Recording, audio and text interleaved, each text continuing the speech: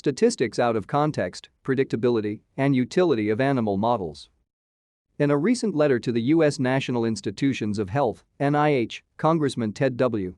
Lieu, D. California, and Congresswoman Nancy Mace, R. South Carolina, called for the NIH to discontinue animal experiments and find alternatives to animal testing. They write, "As members of Congress, we are concerned the National Institutes of Health, NIH, is placing undue priority on funding experiments on animals that have failed to lead to treatments, vaccines, and cures for human diseases." NIH's own startling statistic shows that 95% of new drugs fail in human trials and 90% of basic research, much of it involving animal models, fails to lead to human therapies.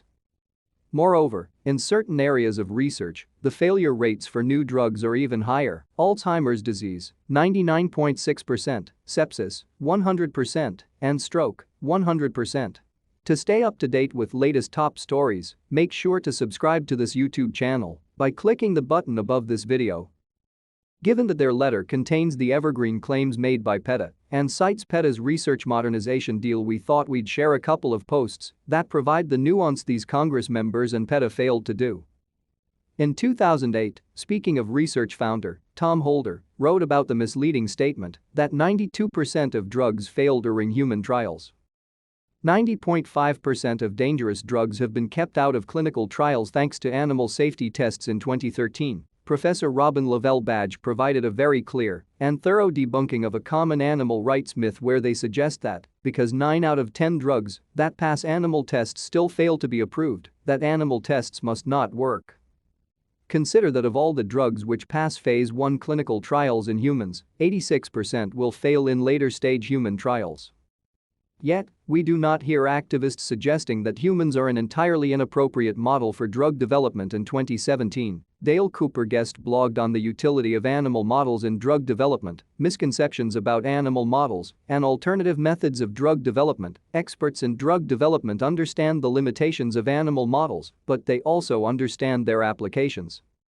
There have been several publications that have retrospectively evaluated the value of animal models in predicting human safety across a variety of therapeutic areas, and the overall percentage of human toxicities predicted by animal models is around 70% with variability between different species and body systems.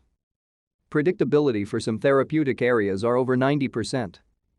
When different models are used in combination, the predictability increases.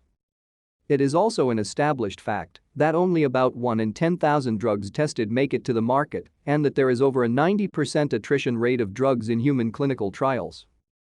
How does this happen if animal models are predictive? As you can see, the arguments advanced by those opposed to animal research are not new. We, and others, have debunked these claims since the inception of Speaking of Research.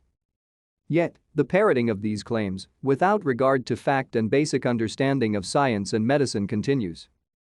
As we have experienced in other aspects of our life, incessant repetitions of specious claims is not in the best interests of the public or of society writ large.